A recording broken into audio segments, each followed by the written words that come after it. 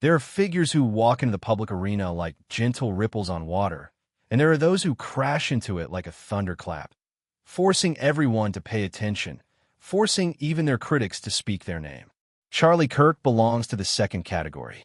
He didn't arrive quietly.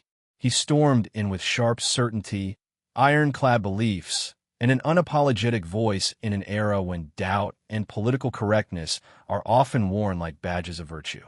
And that's exactly why the hatred began. People are rarely hated for being irrelevant. They are hated for being powerful enough to shake the world around them. From the moment Kirk began speaking, he declared war on the comfortable narratives, on the elite consensus, on the very establishment that thrives when young people remain obedient and confused. He didn't just challenge their ideas, he challenged their authority. And the powerful never forgive that kind of rebellion. The hatred aimed at Kirk is not just about what he says. It's about what he represents. A young rebel who refuses to bow, a voice that refuses to dim even when surrounded by storms. He is a reminder that courage is disruptive, and disruption will always provoke hatred from those who fear losing control. But hatred is rarely born overnight. It grows slowly, fed by fear and amplified by echo chambers.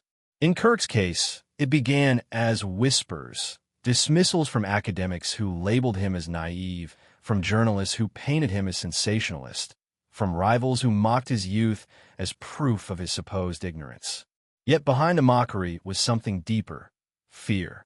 Because while they wrote him off, he was building an empire of influence.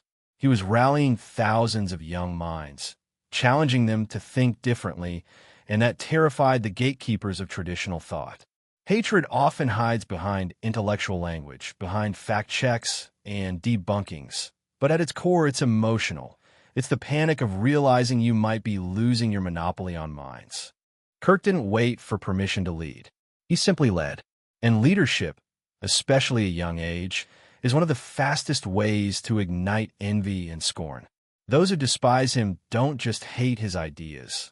They hate his audacity to believe he belongs at the table of power and to pull up his own chair when no one offered him one. The media's hostility toward Kirk became the gasoline on this fire.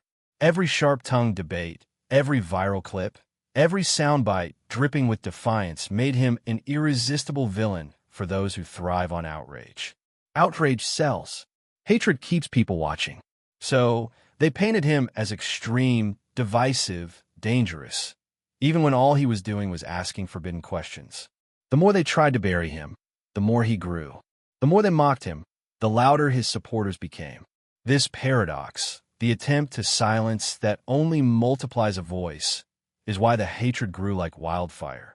When people can't control someone, they try to discredit them.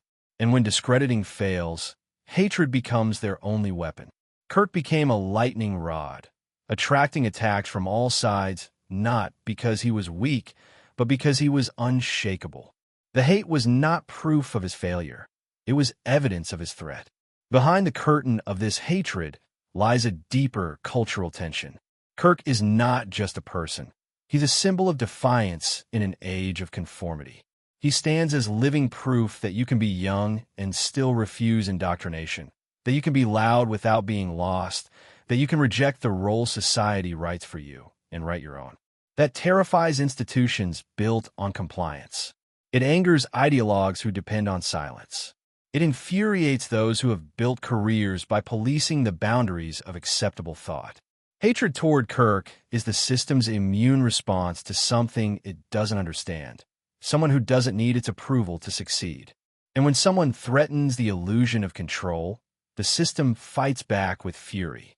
What they call hate is really resistance, and resistance is always the shadow cast by revolution. This is why understanding the hatred toward Charlie Kirk is about understanding human psychology itself. We fear what we cannot predict. We resent what we cannot control. We hate what reminds us of our own fragility. And Kirk, by existing as an independent force, mirrors the insecurities of those who oppose him.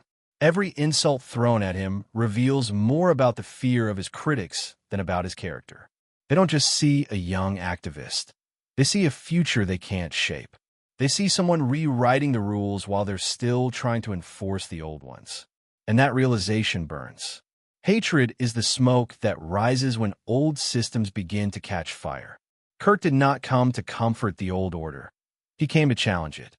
And every time they try to push him down, he rises higher, not in spite of their hate, but fueled by it. Because for those who refuse to bow, hatred is not a curse. It's a crown.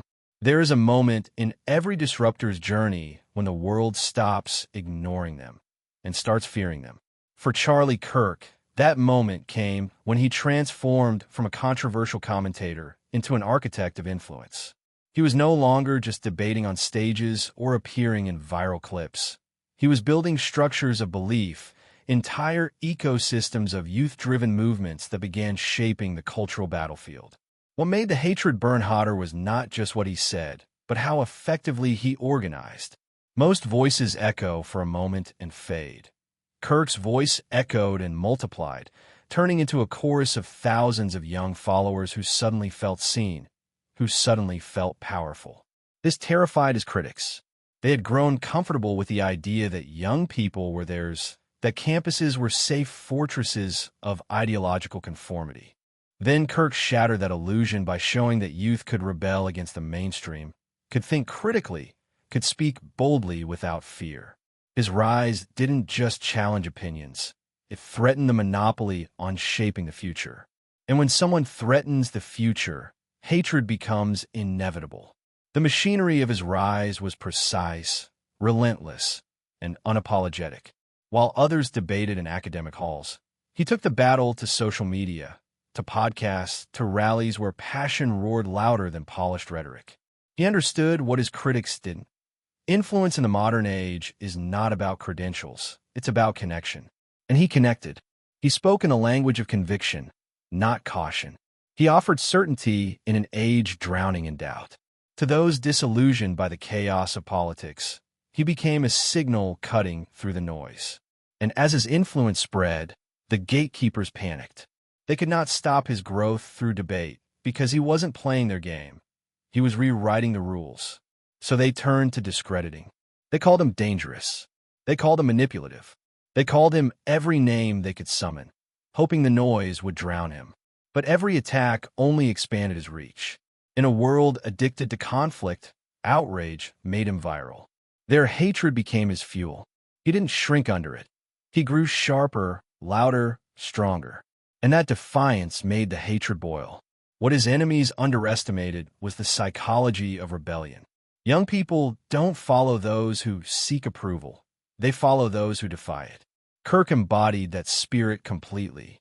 He was willing to stand alone, and that made others want to stand with him. This is what made his rise so threatening, because it revealed a truth that terrified the establishment. Power no longer flows top-down.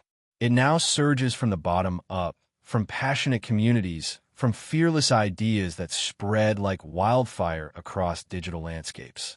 Kirk built an empire on this understanding, empowering thousands of young minds to question, to speak, to resist. And the more he empowered them, the more he became the target of elite rage. It wasn't just political opposition anymore, it was personal. He had stolen the hearts of the next generation, and his critics knew it. That is why the hatred became so venomous. They weren't just fighting his arguments. They were fighting the fear that they were losing control of the future. When someone threatens not just your present, but your legacy, hatred turns to obsession. But his rise also exposed something uncomfortable about the culture of his critics. They claim to love diversity of thought until someone actually thinks differently. They claim to value youth activism until that activism opposes them. Kirk's very existence revealed their hypocrisy, and nothing fuels hatred faster than being unmasked. They could not defeat him in open debate, so they tried to frame him as evil. They smeared his intentions, questioned his morality, painted him as a villain so people would fear him instead of listening to him. Yet even this backfired, because every villain needs a hero to oppose. And in trying to cast Kirk as the villain, they accidentally made him the hero of countless young rebels. The more they condemned him, the more others admired his resilience. Hatred failed to destroy him. it only sculpted his myth. He became proof that you can endure storms of scorn and still rise, that hatred can sharpen your edge instead of dulling your fire. And this is the paradox his critics cannot escape. The more they hate him, the more powerful he becomes. Ultimately, the hatred aimed at Charlie Kirk during his rise is the oldest story in history. The establishment always despises the revolutionary. They will call him reckless, dangerous, toxic, until time proves him transformative. Every movement that shifts culture is born in the flames of contempt. And that is why Kirk continues forward, undeterred by the hostility, even fueled by it. He understands something his critics never will. Hatred is the clearest proof that you are shaking the right foundations. If they were not afraid of him, they would not try to destroy him. Their fury is his confirmation. Their outrage is his evidence. And as long as he remains unbroken, their hatred will remain his loudest advertisement. He has become not just a man, but a movement, and movements do not bow to the storms. They rise through them. That is why their hatred will never stop him. Because those who are hated for defying the old world are often the very ones chosen to build the new one. Every powerful rise invites resistance, but nothing ignites hatred faster than controversy. And Charlie Kirk has walked through controversy like a man walking through fire, refusing to be consumed by it. The storms around him weren't accidental. They were detonations triggered by his refusal to speak in half-truths or seek the comfort of the middle ground. He confronted sacred cows head-on, questioned institutions others feared to name, and shattered the fragile consensus that many cling to like a safety blanket. This made him polarizing by design. To his critics, it made him dangerous. To his followers, it made him courageous. But to the culture at large, it made him unforgettable, and being unforgettable is often the first step to being hated. The controversies that swirled around him were not random. They were the inevitable result of refusing to dilute conviction in a world addicted to appeasement. While others whispered their beliefs in guarded tones, Kirk roared his from the mountaintop. And when you roar, the timid tremble. That trembling often disguises itself as hatred. Each controversy became a weapon his critics tried to use to destroy him. They dissected his speeches, pulled quotes out of context, painted him as a caricature of extremism. They built headlines like cages, hoping to trap his image inside them. Yet Kirk refused to live in those cages. Instead, he broke them publicly, defiantly, again and again. He turned attacks into opportunities, using controversy as a spotlight to spread his message even wider. The irony is that his critics became his greatest promoters. Every attempt to shame him only made him trend. Every effort to cancel him only expanded his reach. They cannot grasp that controversy is only lethal to those who fear it, and Kirk never feared it. He embraced it like oxygen. While others flinched under criticism, he stood taller. This inversion of fear into fuel is what made their hatred spiral. They watched their own weapons strengthen him, and it drove them mad. Hatred thrives when it can weaken its target. But when hatred strengthens its target instead, it begins to devour itself. That is what has been happening around Kirk's name for years now. Among the fiercest controversies were his battles on college campuses, where he challenged the ideological monopolies that had gone unchallenged for decades. He stood on stages where dissent was treated like heresy and planted flags of opposition, refusing to yield even when surrounded by hostility. Protesters screamed. Activists tried to drown him out. Faculty members condemned him before he even spoke. But he kept speaking. He looked the storm in the eye and kept going. This defiance became a scarlet thread in every controversy. He would not bow. Critics expected him to retreat in shame. Instead, he advanced with fire in his voice and steel in his spine. And each time he emerged unbroken, the hatred against him deepened. Because nothing enrages an opponent more than watching someone they despise remain unshaken. He became the embodiment of their failure to silence dissent. And every time he walked off a hostile stage with his message intact, he carved another crack in their fortress of control. Hatred doesn't just come from disagreement. it comes from humiliation. And Kirk humiliated the gatekeepers by proving they could not stop him. The media controversies were even more brutal. Major outlets framed him as the villain of their morality plays, casting him in roles designed to be despised. They used selective editing, hit pieces, and relentless negative framing to portray him as the embodiment of everything they wanted the public to fear. Yet through every smear campaign, Kirk stayed visible, vocal, and victorious. He didn't apologize for existing. He didn't water down his message to make it palatable. He doubled down. That boldness made the hatred toward him transform from strategic to emotional. They stopped trying to out-argue him and started trying to destroy him. But hatred that becomes emotional loses precision. It becomes reckless, desperate, and desperation exposes weakness. The more emotional their attacks became, the more rational he appeared. This contrast won him even more support. It also revealed a hidden truth. Hatred cannot defeat clarity. And Kirk's clarity, sharpened in the flames of controversy, made him nearly untouchable to their tactics. The more they tried to make him toxic, the more he became magnetic. Ultimately, the controversies that were meant to bury Charlie Kirk became the very soil from which his legend grew. Every scandal, every outrage, every viral uproar became another brick in the fortress of his influence. Because controversy only destroys those who rely on approval. And Kirk never sought approval, only impact. This is what his critics still cannot understand. They see controversy as poison. He sees it as power. He has mastered what most fear, walking through fire without flinching. That is why their hatred burns so fiercely. They see someone they cannot control, cannot silence, cannot shame, and that terrifies them.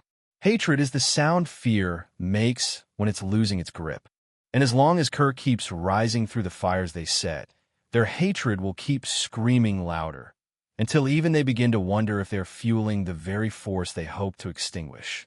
He has turned their hatred into his ladder, and with every rung they offer, he climbs higher. Hatred rarely begins as hatred. It begins as discomfort, a quiet unease when someone dares to shatter the boundaries of what is considered safe. Charlie Kirk embodies that discomfort.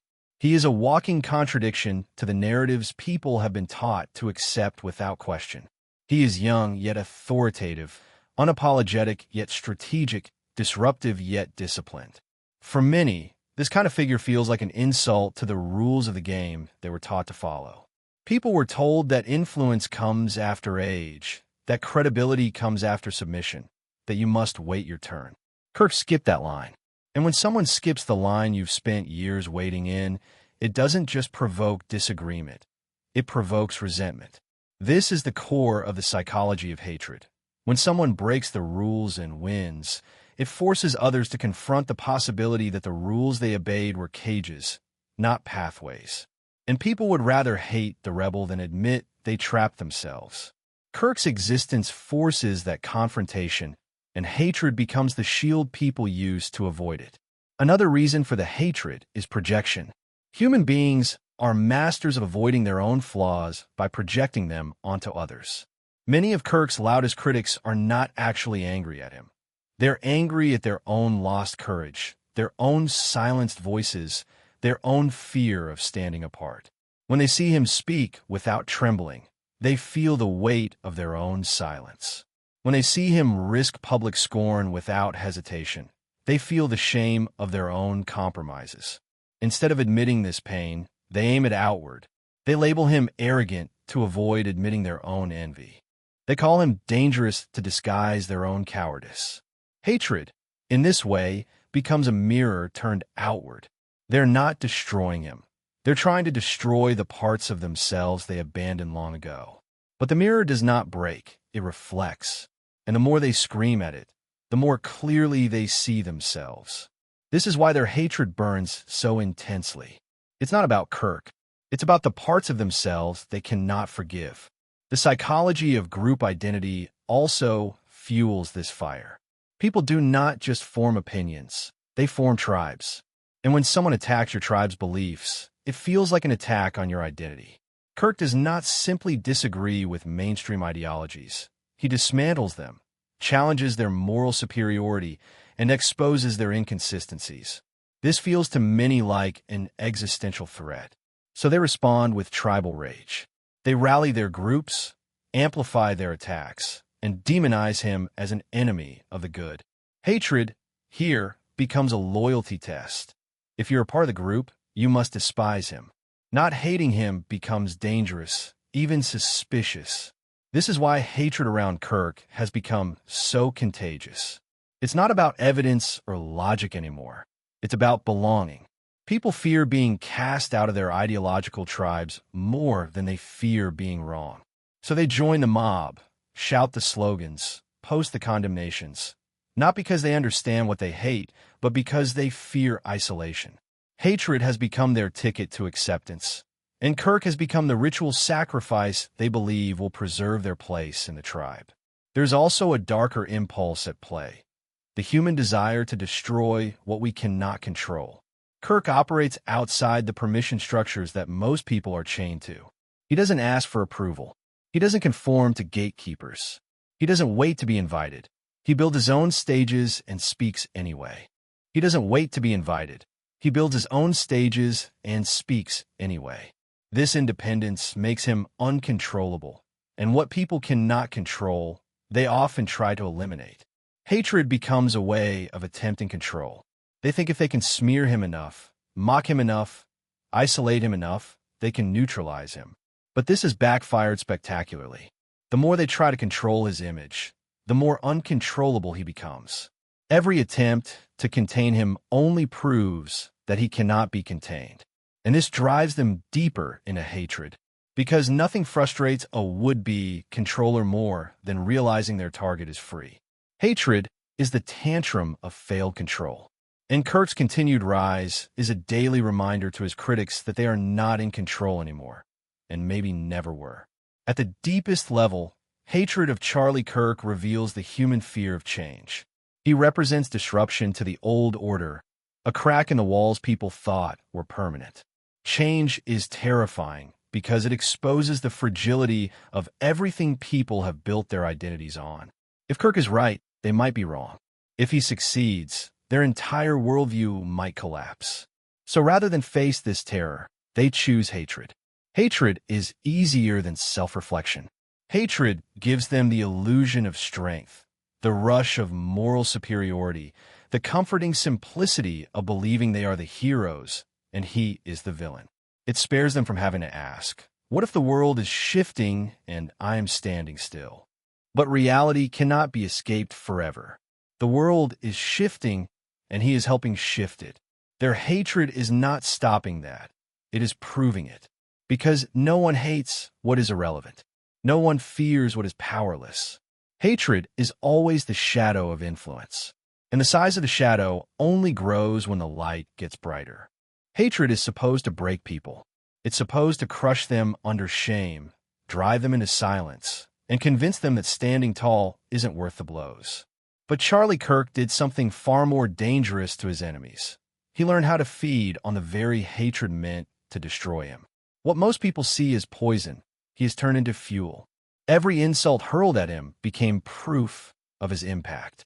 Every attempt to cancel him became confirmation that he was striking the right nerves. This is why hatred has not weakened him. It has sharpened him.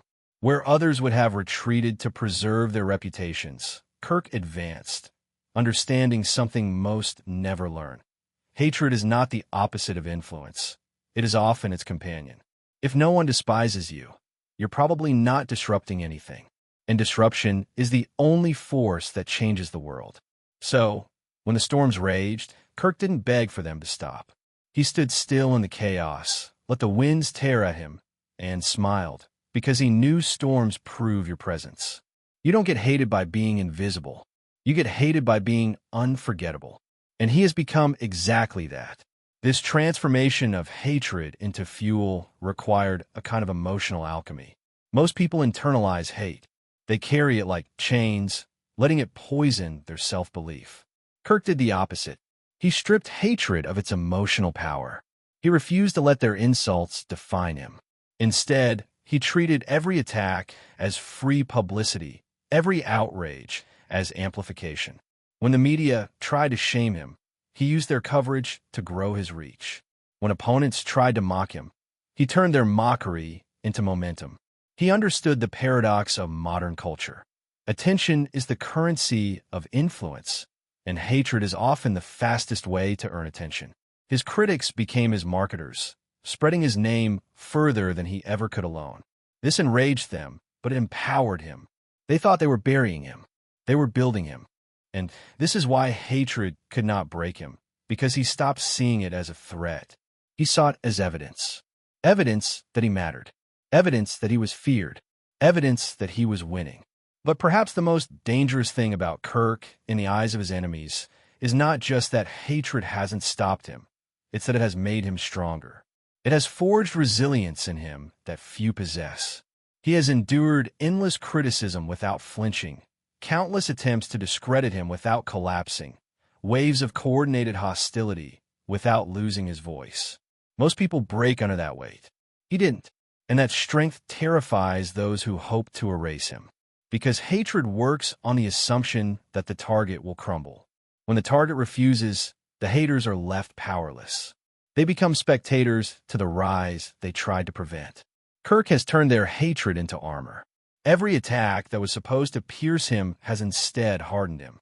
Every attempt to shame him has made him more shamelessly bold. The more they try to burn him, the more fireproof he becomes. And this terrifies them, not just because they failed to stop him, but because he is showing the world that hatred is survivable. That truth is revolutionary. And this is where the story becomes larger than Kirk himself. Because in learning to turn hatred into fuel, he has given a blueprint to anyone who dares to be different. The world will always hate those who defy it.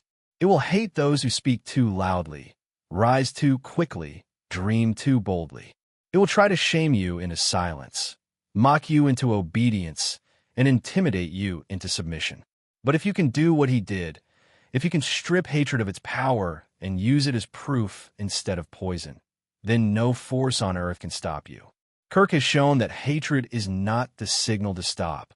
It is the sign you are on the right path.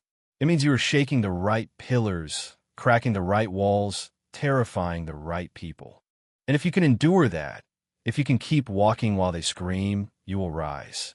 Not because they hate you, but because you refuse to hate yourself in return.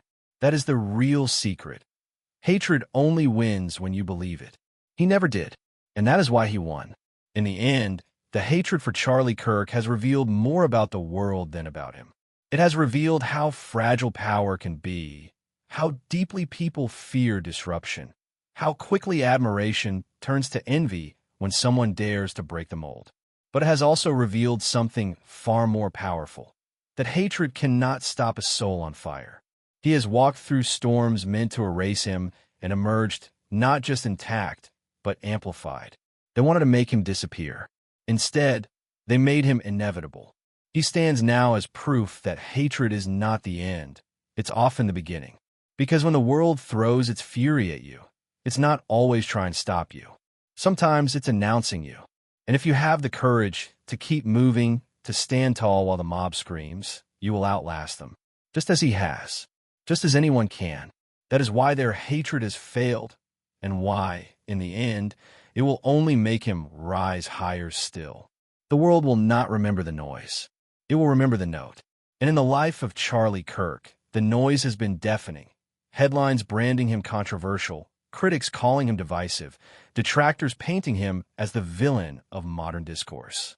Yet beneath the chaos lies the haunting question that floats through the air like an echo waiting to be answered. Will history remember him as hated or simply heard? Every generation births voices that refuse to be muted, voices that walk into the storm instead of away from it, voices that ignite fire precisely because they refuse to bow to the cold winds of conformity. Charlie Kirk has chosen to be such a voice, and that choice has etched his name not just in controversy, but in cultural memory. For every ounce of hate hurled his way, there is a counterweight of attention, a gravitational pull that keeps his name orbiting the collective mind of a polarized nation. The paradox is striking. To be hated at this scale, one must first be heard at an unimaginable volume. But hatred, as potent as it feels, is often only the surface ripples of a deeper current. Fear. People fear what disrupts their comfort. They fear what pierces the bubble of their curated worldviews.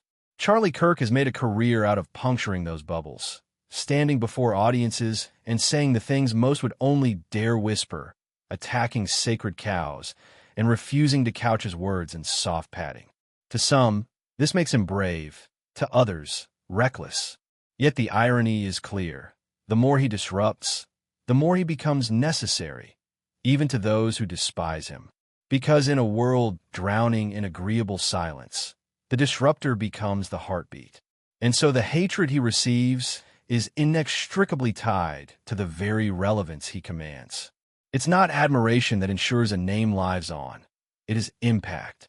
And impact rarely wears the cloak of universal approval. As time marches on, the world will forget many who spoke gently and left no ripples. But it will remember the ones who dared to shout across the canyon of culture and make the rocks tremble. Charlie Kirk stands on that cliff edge, shouting, defiant, carving his mark into the stone face of history, whether the world loves it or not. Perhaps this is the great secret of those who are hated. They are not destroyed by the hatred. They're sculpted by it. The backlash becomes their anvil, the criticism their chisel, the outrage their forge. What the world calls hate may simply be the sound of a future legend under construction. Because the truth is, every era's hated figures were yesterday's radicals and today's inevitabilities. The cycle is ancient: ridicule, resistance, reluctant acceptance, and finally, remembrance. Will Charlie Kirk follow that arc? No one can say for sure. But the fact that the question exists means he has already transcended the forgettable. In the end, what matters is not whether he is hated or loved, but whether he matters at all. And there is no denying that he does. The proof is not in applause or approval, but in the energy that surges the moment his name is spoken, the debates he sparks, the passions he ignites, the movements he fuels. That kind of force cannot be ignored. It can only be confronted. And while some may wish him silenced, they cannot erase the echoes he has already left behind. The legacy of Charlie Kirk will not be written by his critics or his fans alone. It will be written by the undeniable fact that he made the world turn its head and pay attention.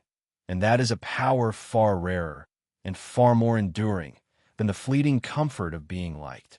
Because to be liked is to be safe, but to be hated is often to be immortal. And in that strange, paradoxical immortality lies the reason he will never be forgotten. The world will always hate what it cannot control, but history only remembers those who refuse to be controlled. If this story lit a fire inside you, don't let it die. Stand louder. Think sharper. Rise stronger. Because voices like Charlie Kirk are not born to be liked. They are born to lead. And so are you. So choose. Fade quietly into comfort, or step boldly into controversy. Subscribe, share, and stand with the voices that dare to defy. Because the future doesn't belong to the silent. It belongs to the relentless.